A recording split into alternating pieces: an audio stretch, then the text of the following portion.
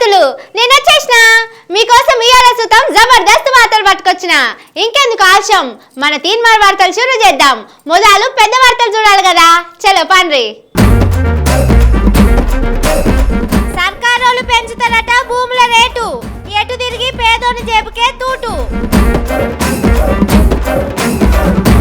నమ్ముతున్నారని రాస్తున్నారు అడ్డగోలు రాతలు, బయటపడ్డాయి వెలుగు జ్యోతి పేపరోల రంగులు.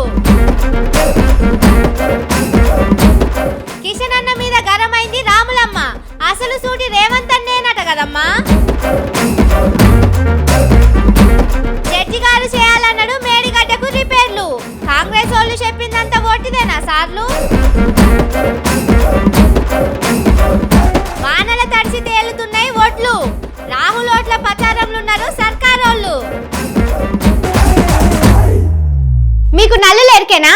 గదేనుల్లా మంచాల్లా సోఫాలల్లా చిన్నగా చీమ లెక్కనే ఉంటాయి, ఎవ్వలకు కనిపించకుండా సాటుకు దాసుకుంటాయి. మంచం మీద సోఫా మీద కూసున్నప్పుడు వచ్చి చిరుక్కుమని గుట్టిపోతాయి, కడుపు నిండా రక్తం దాగిపోతాయి. అది గుట్టినప్పుడు మనకి తెలియదు, ఇడిచిపెట్టే టైంకు మంట సురువైతుంది, ఆ మంటకు శంగునే ఎగురుతాం. ఇగో వీళ్ళు సుతం అట్లనే మనకు ఏర్పడకుండా మనలను దోసుకుంటానికి పెద్ద ప్లానింగ్ వేసిండుల్లా. వామ్మో, ఇలా తెలివికి మొక్కాలే. నీళ్ళ కోసం వరలకు దిగితే జనియలు బట్టి శంగ ఎగిరినట్టే అవుతున్నది మన తెలంగాణలో పని. ఏరికోరి తెచ్చుకున్న మగుడు ఎగిరెగిరి తనుతున్నాడని మొన్న కేసీఆర్ చెప్పే కదా, నిజంగా సుతం అట్లనే అవుతున్నదిలా.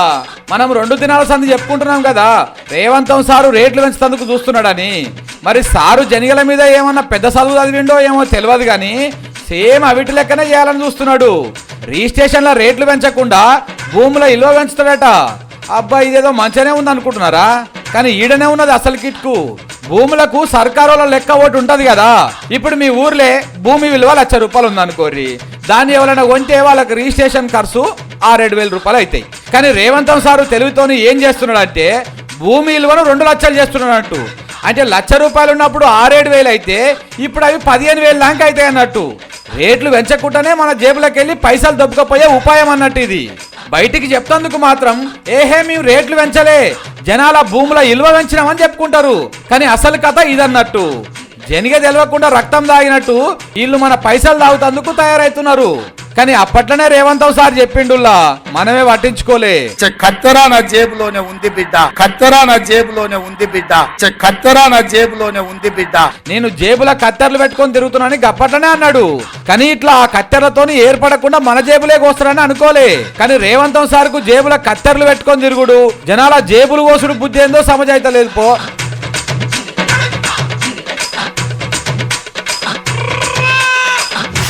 హలో, మేమెవలో ఎరికేనా? మేం పలానా పేపర్ వాళ్ళం. మేము ఏం చెప్తే పబ్లిక్ అదే నమ్ముతారు, మేము ఏం రాస్తే అదే నిజం అనుకుంటారు. మేము ఇవాళ పాటోళ్ళని జోకి రేపు ఇంకో పాటోళ్ళని జోకినా మా పేపర్లే చదువుతారు, మా టీవీలే చూస్తారు. మేము అసలు వార్తలు ఇడిచిపెట్టి మాకు నచ్చింది రాసినా పబ్లిక్ మా వార్తలే చూస్తారు. ఏరేటోళ్ళు ఏం చెప్పినా పబ్లిక్ నమ్మరు, మేం చెప్పిందే నమ్ముతారు. ఇదంతా ఎవరి గురించి అనుకుంటున్నారు? ఇగో ఈ మోతవర్ల గురించే. వార్తలు ఉన్నది ఉన్నట్టు చెప్తామని పొడుగు మాటలు చెప్పేటోళ్ళు ఏం చేస్తున్నారో ఎరికేనా?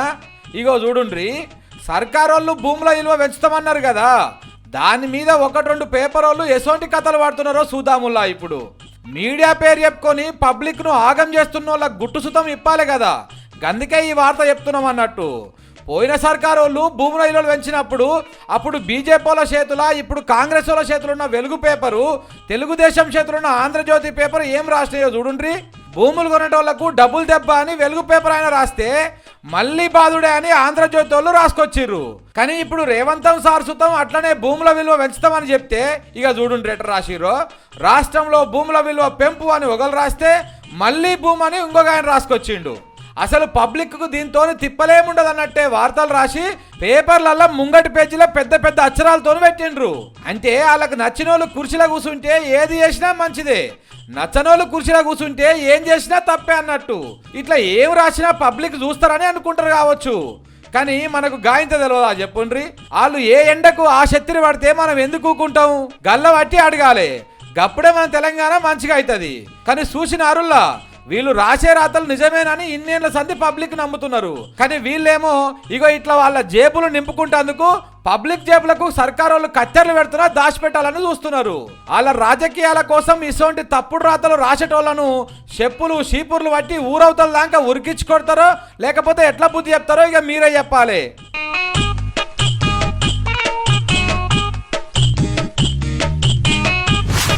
అసలు కాంగ్రెస్ పార్టీలా ఏమైతున్నదిలా రోజుకో కొత్త ముచ్చట బయటకు వస్తున్నది. 5 నెలల కింద కుర్చీలో లేరు కాబట్టి నడిచినాయి అనుకోవచ్చు, కానీ ఇప్పుడు కుర్చీలో కూర్చున్నారు. 5 ఏళ్ళు ఆళ్ళదే రాజ్యం అయినా గానీ పార్టీలో ఏదో కథ నడుస్తున్నదట. లెక్క ప్రకారం అయితే ఏ పార్టీలో ఉన్నోళ్ళు ఆ పార్టీకి సపోర్ట్ చేస్తారు, ఆ పార్టీ తప్పు చేసినా కరెక్టే అంటారు. కానీ ఈ మేడం మాట్లాడుతున్న మాటలు చూస్తే అంత ఎటమటం ఉన్నది. గురించో కాదుల్లో మన విజయశాంతి మేడం గురించి ఆ పార్టీ ఈ పార్టీ తిరిగి ఇప్పుడు చెయ్యి పార్టీలో ఆగిర్రు కదా. ఓట్లప్పుడు సుతం పెద్దగా కనిపించలే, అప్పుడప్పుడు సోషల్ మీడియాలో కనబడుతుంది మేడం. అందులో ఓ గమ్మత్తు ముచ్చట రాసుకొచ్చింది. రాష్ట్రంలో ఉండే పార్టీల పని అయిపోయిందని నిన్న కేంద్రంలో మంత్రి కిషన్ రెడ్డి సార్ అన్నాడు. భారతీయ జనతా పార్టీ ఒక ప్రత్యామ్నాయ శక్తిగా ఇటు కాంగ్రెస్ పార్టీకి అటు బీఆర్ఎస్ పార్టీకి ఈరోజు ఆవిర్భవించనున్నది. అంతేకాకుండా బీఆర్ఎస్ యొక్క ప్రభావము పూర్తిగా కనుమరుగవుతుంది. ఆ పార్టీ తెలంగాణ రాజకీయాల్లో ఇర్రెలవెంట్ గా ఈరోజు అవతరించనున్నారు. దాని మీద మేడం మస్తు గరమైంది. అట్లెట్ల పార్టీలు కథమవుతాయి, ఇక్కడి పబ్లిక్ కు ఆత్మాభిమానం ఎక్కువ ఉంటది, దానికోసం కొట్లాడుతూనే ఉంటారు, మాట్లాడుతూనే ఉంటారు. ఈ ముచ్చట కిషనాల్ సార్కు ఎందుకు సమజైతలేదని ఆమె సోషల్ మీడియాలో పెట్టింది. ఇక అంత మంచిగానే ఉన్నది కానీ విజయశాంతి మేడం కిషన్ రెడ్డి సార్ను తిట్టిందా లేకపోతే ముఖ్యమంత్రి రేవంత్ రెడ్డి సార్ను తిట్టిందా అని అందరు పరిశానై చూస్తున్నారు. ఎందుకంటే శానా దినాల సంధి రేవంత్ సార్ సుతం ఇదే మాట అంటున్నాడు. ఇయాలనో రేపో బీఆర్ఎస్ పార్టీ దుకాణం బంద్ అవుతుంది, కారు గుర్తు మీద గెలిచిన వాళ్ళు సగం మంది మా పార్టీలకు వస్తారు, మిగిలిన సగం మంది పువ్వు పార్టీలకు పోతారని చెప్పిండు. ఎంపీ ఓట్ల లెక్క తేలినాక కారు పార్టీ కనిపేదని శానా సార్లు మాట్లాడిండు. కానీ విజయశాంతి మేడం గదేశయ్యి పార్టీలో ఉండి ఇట్లా మాట్లాడుతున్నది. అంటే ఢిల్లీ పార్టీలు తెలంగాణకు పైసాకు పనికిరావని మేడం చెప్తున్నదా లేకపోతే బీజేపీ వాళ్ళు రేవంత్ ఒక్కటేనని చెప్తున్నదా అని సోషల్ మీడియాలో పోస్టులు పెడుతున్నారు పబ్లిక్. కానీ మేడం సుత అప్పట్లో తెలంగాణ కోసం మస్తు కొట్లాడిందుల్లా. గందుకే షయ్యి పార్టీలు ఉన్నా గానీ మనకు అన్యాయం అవుతున్నదని మస్తు బాధపడుతున్నట్టే కొడుతున్నది. ఎంతైనా తెలంగాణ మీద పాయరం ఉన్నోళ్ళు ఏ పార్టీలో ఉన్నా ఏడ ఉన్నా మనసు కొట్టుకుంటదులా.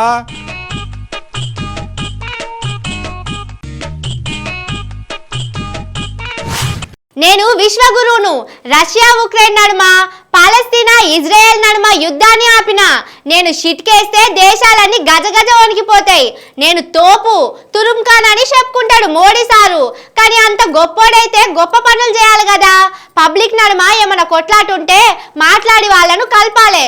కానీ మన మోడీ సారు ఏం చేస్తున్నాడో ఎరికేనా? ఓడలో ఉన్నంతసేపు ఓడ మల్లన్న, ఓడ దిగినాక బోడ మల్లన్న అన్నట్టే ఉంది. పోండి మోడీ సార్ కదా. నిన్న మొన్నటి దాకా మన తానికొచ్చి ఓట్లాడుకొని పోయింది కదా. మీరు చాలా గొప్పోళ్ళు, ఈ ఊరు గొప్పది ఆ ఊరు గొప్పది, మీ తానున్న ఈ గుడి గొప్పది ఆ గుడి గొప్పదని మాట్లాడిపోయిండు. అట్లనే యములాడ గుడికి పోయి రాజన్నకు కోడెను కట్టేసిండు. మనతోని ఓట్లేయించుకుంటానికి ఏమేం చేయాలో అన్ని చేసిండు. ఉత్తర ముచ్చట్లన్నీ మాట్లాడిపోయిండు. కానీ మన తాన ఓట్లు అయిపోయినాయి కదా. ఇక చూడుండ్రి పెద్ద మనిషి ఏమంటున్నాడో. उत्तर प्रदेश के लोगों का अपमान करते हैं, गालियां देते हैं, उत्तर प्रदेश के लोगों के लिए अनाप शनाप भाषा बोलते हैं वो. हम उत्तर प्रदेश के लोगों को गाली देने वालों को माफ कर देंगे क्या? ఇన్నారు కదా, మన దక్షిణ భారతదేశ పోళ్ళు ఉత్తర భారతదేశ పోళ్లను తిడుతున్నారట. ఎట్లా పడితే అట్లా మాట్లాడుతున్నారట. దక్షిణ భారతదేశ పోళ్ళు అంటే మన తెలంగాణ ఆంధ్రప్రదేశ్, పక్క పొంటున్న తమిళనాడు కర్ణాటక కేరళ రాష్ట్రాలు అన్నట్టు. మనం మీదున్న ఉత్తరప్రదేశ్ వాళ్ళను మస్తు తిడుతున్నమాట. నిన్న ఉత్తరప్రదేశ్లో ఓట్ల ప్రచారానికి పోయి అక్కడ ఈ మాటలు మాట్లాడుతున్నాడు సారు. అంటే మన తానికి వచ్చినప్పుడేమో మనలను మంచోళ్ళు అన్నాడు, ఇప్పుడు వాళ్ళ తానికి పోయి మనలను బద్నాం చేస్తున్నాడు. ఉత్తర భారతదేశం దక్షిణ భారతదేశం అని జనాల నడిమిట్లా అడ్డం కూడా పెడుతున్నాడు. 10 ఏళ్ల సంధి ప్రధానమంత్రి కుర్చీలో కూర్చున్న మనిషి ఇట్లా మాట్లాడొచ్చునా? దేశభక్తున్నని గప్పాలు కొట్టుకునే పెద్ద మనిషి ఇట్లా పబ్లిక్ నడిమిట్లా పుల్లలు పెడతాడా అని చాలా మంది కోపం చేస్తున్నారు. ఓట్లేయించుకుంటానికి ఇంతగానం దిగజాలన్నా అని శీతరించుకుంటున్నారు. కానీ సారుగా అవన్నీ పట్టించుకుంటాడా ఏంది?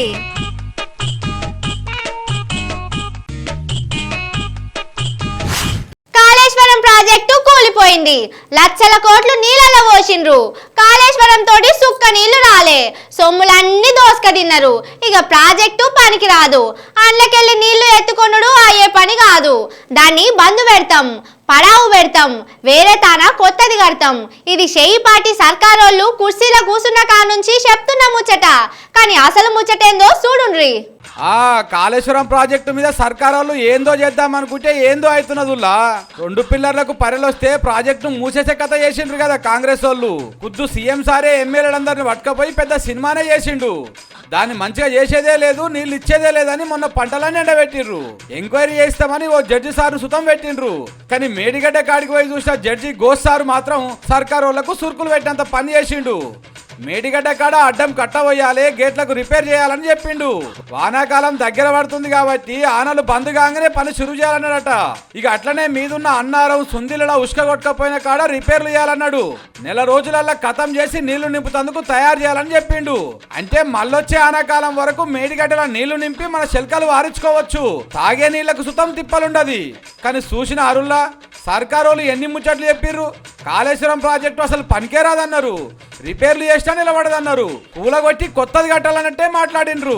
నీళ్ల కోసం జనం రామగోస పడుతుంటే వీళ్ళు ఉన్న నీళ్లను సుతం సముద్రంలోకి ఇడిచిపెట్టి రాజకీయం చేసిండ్రు. కానీ చూడుండ్రి, లాస్ట్ కు ఆళ్ళ ముఖం మీదనే కొట్టినట్టు అయింది. అందుకే అంటారు పెద్దోళ్ళు, అబద్ధాలు చెప్పొద్దు, ఎన్నటికైనా నిజం బయటకు వస్తుంది, అబద్ధం చెప్పిన వాళ్ళ మైలపోలు తీస్తుంది అని. ఇప్పుడు నిజాలు బయటకు వచ్చినాయి. ఇక సర్కారు వాళ్ళ మైలపోలు తీసుడు ఒక్కటే బాకీ ఉన్నది. మనకు తెలిసిన వాళ్ళు, మన చుట్టాలో ఏదైనా బాధలుంటే మనకు సుతం మస్తు బాధ అవుతుంది. మనసులా మనసు ఉండదు, ఏం చేసినా మనసులో అదే తిరుగుతుంటది, ఏ పని చేయబుద్ధి కాదు. మీకు కూడా అట్లనే అనిపిస్తుంది కదా. కానీ వీళ్ళకు మాత్రం మా సోయలేదుల్లా. ఎవ్వరు ఏ గంగలన్నా పోని, మా పని మేము చేసుకుంటాం, మా ఇష్టం ఉన్న తానికి పోతాం. ఎవరన్నా అడిగితే సోషల్ మీడియాలో తిట్టిపిస్తామంటారు. ఆ లెవెల్లో చూద్దాం పండ్రి. మన తాన ఓట్లు అయిపోయినాయి కదా, మరి బట్టి సారు సీతక్క ఎందుకు ప్రచారం చేస్తున్నారని చూస్తుండ్రా. కానీ వీళ్ళు ప్రచారం చేస్తున్నది మన తాన కాదుల్లో. మన తాన ఓట్లు ఒడవంగానే విమానం ఎక్కి రాహుల్ గాంధీ పోటీ చేస్తున్న తానికి పోయిండ్రు. వయనాడులా అటున్నదని రాయబరేలి అనే తాన సుతం రాహుల్ గాంధీ నిలబడ్డాడు. దీంతోని మన తానున్న లీడర్లు అంతా పోయి ప్రచారం చేస్తున్నారు. బట్టి సారు సీతక్క ఇంకా చాలా మంది లీడర్లు ఉత్తరప్రదేశ్ విమానం ఎక్కిండ్రట. ఇయాల్లో రేపో సీఎం రేవంత్ సార్ గుట్కా విమానం ఎక్కుతాడట. ఎట్లనన్నా చేసి రాహుల్ గాంధీని గెలిపియాలని అందరికందరూ అటు తోవ పట్టిండ్రు. ఒక్క రాయబరీలనే కాదు, ఇంకా ఓట్లు అవుతున్న చాలా రాష్ట్రాలకు సుతం పోతున్నారట. అంత మంచిగానే ఉన్నది కానీ సార్లు, మరి ఈడ తిప్పలు పడుతున్న రైతన్నలను ఎవరు పట్టించుకోవాలి?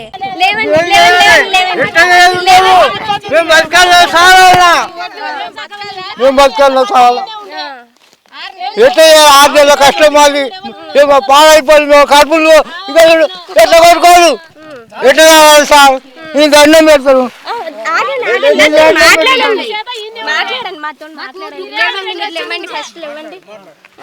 ఏంది పరిస్థితి, ఏంది ఇది? మా పరిస్థితి ఎన్ని రోజులు అవుతుంది తాత? ఎన్ని రోజులు అవుతుంది? 2 నెలలు నుంచి ఎవరు కొంటలేరు, ఎవరు కొంటలేరు, ఎవరు పట్టించుకుంటలేరు. మేము బతకాలి, మా కడుపు లోపలికి పోయింది కదా. ఇంతవరకు రాలే. మేము ఏం చేయాలి? మేము బతకాలనా సావాలనా? సరే ఇది లేకపోతే ఇగో మేడం మీరు పిట్టలు తెచ్చి వడ్డంగిలో వేసిపోయి ఈ వడ్డీదాకా మేము చచ్చిపోతాం. చూడుండ్రి ఏ తీర్ల గోసపడుతున్నారో. నెల రోజుల సంది మార్కెట్ లో పోసిన ఓట్లు కొనకపోతిరి. వానలకు ఓట్లు మొలకలొచ్చినాయి. నిన్నటి వానకు నీళ్ళల్లా తేలినాయి, కుప్ప పోసినాయి, సంచులు నింపినాయి, అన్ని తడిచి నీళ్ల పాలైనాయి. అయినా సుతం ఆఫీసర్లు రారాయే చూడరాయే. మీరన్నా వస్తారేమో అనుకుంటే మీకు ఓట్ల ప్రచారమే ఎక్కువైపాయే. నెల సంది తిప్పల పడుతున్న మమ్మల్ని చూడరు గాని అక్కడెక్కడనో మీ లీడర్ ఓట్ల ప్రచారానికి పోతారా అని వ్యవసాయం చేసేటోళ్ళు అడుగుతున్నారు. అయినా గాని గాడిదలకు గడ్డేసి ఆవులకు పాలు పిండితే ఎట్లొస్తాయని వాళ్ళు మాట్లాడుకుంటున్నారు.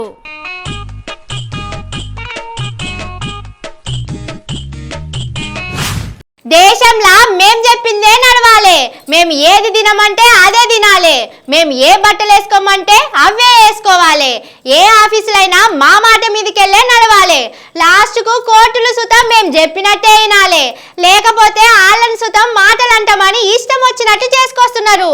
కానీ ఎవరికైనా ఎన్నొద్దులు సాగుతాయి చెప్పుండ్రి. ఎన్నటికో నాటికి నెత్తి మీదకి ఎక్కిన కళ్ళు దిగి రావాలి కదా. పొట్టోన్ని పొడుగోడు కొడితే పొడుగోని పోషమ్మ కొడుతుంది. కేంద్ర సర్కారులను ఢిల్లీలో ఉన్న పెద్ద కోర్టు జనంతా గట్టిగానే అరుచుకున్నది. ఈడీ పేరుతోని ఎవరిని పడితే వాళ్ళని అరెస్ట్ చేస్తున్నారు కదా. పువ్వు కండువా కప్పుకుంటే ఏం లేదు, లేకపోతే పట్టుకపోయి జైలు వేస్తున్నారు. దీని మీద ఒకళ్ళు కోర్టుకు పోయే వరకు సర్కారును పెద్ద కోర్టు గట్టిగానే అరుచుకున్నది. కేసైనోళ్ళు నోటీసుకు జవాబు చెప్పినప్పుడు వాళ్ళని అరెస్ట్ చేయొద్దన్నది. ఇష్టం ఉన్నట్టు ఎవరిని పడితే వాళ్ళను లోపటేస్తామంటే నడవదని చెప్పింది. అరెస్ట్ చేయాలనుకుంటే మా పర్మిషన్ తీసుకోవాలని సుతం అన్నది. బీజేపీ వాళ్ళు ఏరే పార్టీ వాళ్ళ మీద ఈడీతోని అడ్డగోలు కేసులు పెడుతున్నారని లొల్లి నడుస్తున్నది. ఈ టైంలోనే కోర్టు ఇట్లా చెప్పే వరకు కేంద్ర సర్కార్ వాళ్లకు శంప మీద షెడ్యూల్ కొట్టినట్టే అయిందట. ఒక్క శంపనే కాదు లో ఇంకో శంప సుతం వాయించింది. ఢిల్లీ ముఖ్యమంత్రి కేజ్రీవాల్ సార్ మొన్నటిదాకా జైలు ఉన్నాడు కదా, 4 రోజుల కిందటనే బయటకు వచ్చిండు. అందులో సాటుకు ఏందో నడిచిందని అమిత్ షా సార్ కోర్టునే మాటలు అన్నాడు. దీని మీద సుతం కోర్టు మస్తుకరమైందట. ఏం చేయాలనో ఎట్లా చేయాలనో మాకు తెలుసు, అన్ని చూసినాకనే ఆయనకు బెయిల్ ఇచ్చినామని ఇంకో శంప వాయించింది. మేము ఆయనకు ఏం కండిషన్లు పెట్టలేదు, మీరెందుకు అంత ఆగమాగం ఉరుకులాడుతురని సర్కారు వాళ్ళను అమిత్ షాను గట్టిగానే అరుచుకున్నది. దీంతో ముఖం దాచుకొని తిరుగుతున్నారట వాళ్ళు. కానీ చూడుండ్రి, పువ్వు పార్టీ వాళ్ళు చెప్పినట్టు ఆడితే మంచిది, లేకపోతే కోర్టులను సుతం మాటలంటారు అన్నట్టు. జడ్జి సారు తప్పు చేసినట్టు ఇప్పుడు అంటున్నారు, కానీ అప్పట్లో మీకు నచ్చినట్టు తీర్పులు ఇచ్చి మీ పార్టీ కండువా కప్పుకున్న జడ్జిల సంగతి ఏంది సార్ అని పబ్లిక్ అడుగుతున్నారు.